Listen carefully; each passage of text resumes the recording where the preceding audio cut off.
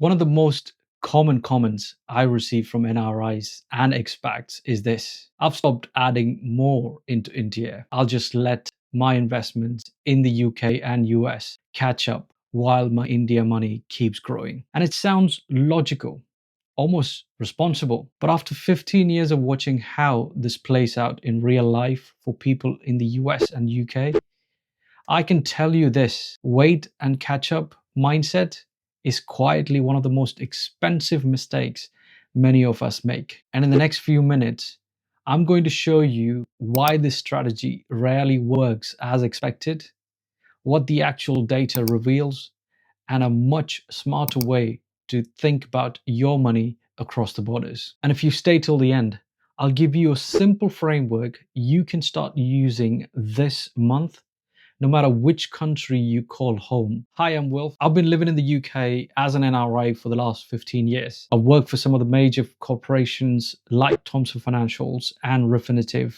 or Reuters, analyzing global markets on platforms such as DataStream, Thomson One Analytics, and WorldScope. And over the years, I've spoken to hundreds of NRIs and expats here in the UK as well as in the US, and I've seen the same pattern repeat over and over again. Let's look at this comment again. 50% in India. I've stopped adding now. I'll let my UK and US investment catch up. India is growing rapidly and I've never seen a loss in the whole time I've been investing. And this, on paper, feels absolutely smart. You have exposure to India's growth story, some money in the developing market, and many of us follow a similar logic. But the dangerous part is the assumption. Look, over the time, everything will balance out, is what everybody thinks about. And that strategy and assumption is quietly killing your growth.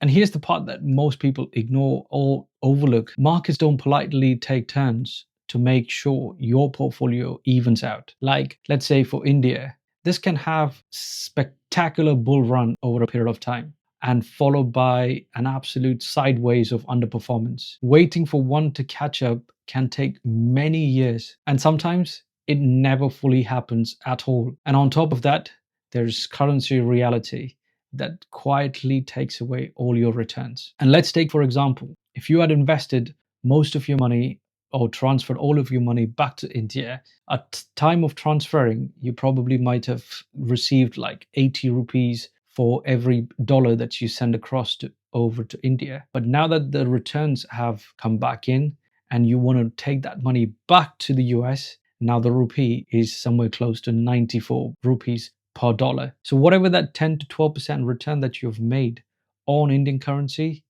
does not match up at all. If you're earning in, let's say, dollars or pounds, but investing heavily in rupees, that rupee long-term depreciation has always been around 3.5% to 4% every single year. And this is against the dollar and the pounds. And this is happening for the last 15 years. And this quietly reduces your actual return. Even a strong Indian growth gets diluted when you actually convert this money into pounds and dollars. Morgan Housel actually says it. Doing well with money isn't necessarily about what you know, it's about how you behave. Now, if you continue to stay invested and think everything will balance out evenly, then you are in for a rude shock.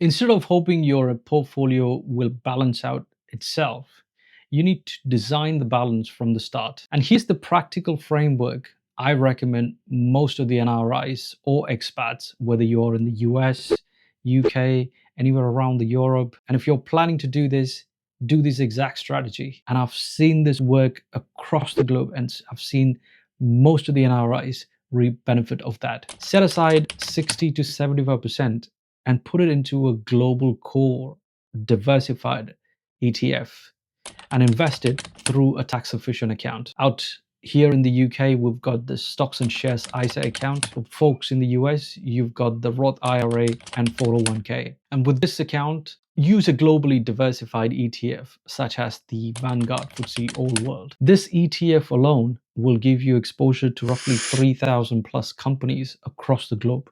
the top companies. That way you're diversified across the globe and across different currencies as well. The next 20 to 30%, keep that money aside for India investment. This is where you will want to maximize your growth story with the Indian market. And you can do this two ways. One is you can send all this money into India through your NRE account and invest it into a mutual fund or even buy stocks, which I don't recommend you do that. The next way to do that is a tax efficient way. Like I said, we've got the 401k Roth IRA in the US. You've got stocks and shares ISA account here in the UK. The beauty of these accounts is that you will still be able to be part of India's growth story. But when you make any returns, all the money that you receive in this account will be completely tax-free. So you don't pay any taxes on your capital gains or dividends, and you'll still be able to be part of India's growth. The only time you want to rely on sending money and buying mutual funds in India is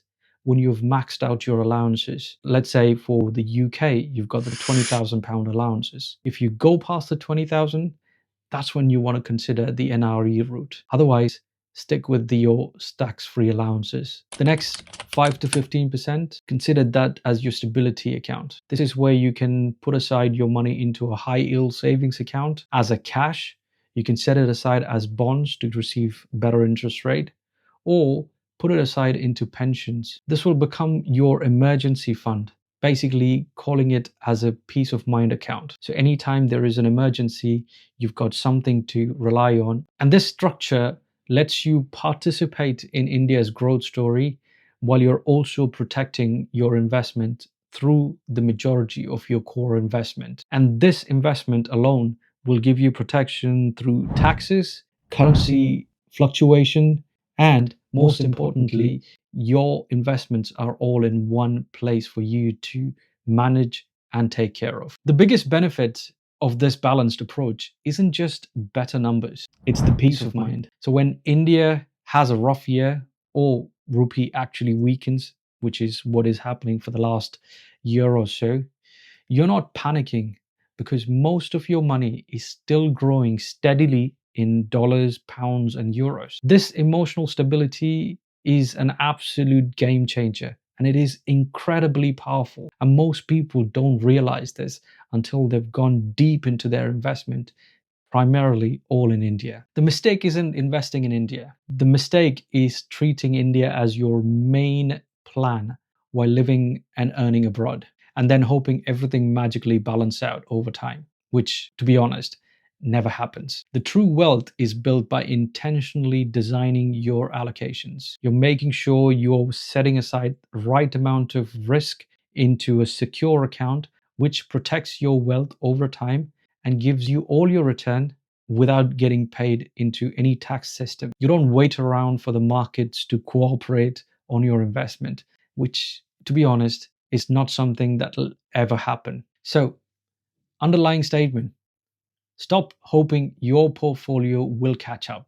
and start building the balance yourself. Now, I want to hear from you. Are you currently using, let's say, catch-up method strategy, or have you moved to a more intentional, balanced allocation? Drop your comments below. Say catch up or balanced. I read every single one of them. And if this video gave you clarity, please hit that like button and subscribe, because this helps the channel grow. And if you're an NRI or expat living abroad and are considering building your wealth, then hit that subscribe button, because this channel actually exists just for that. And in the next video, I'm going to show you the exact portfolio allocation I use myself, including specific ETF and how I automate everything. And these are investments within UK, US, and Indian market too. So if you're interested to know that, consider subscribing and make sure that hit that notification bell so you get notified every time I drop a new video. Thank you for watching,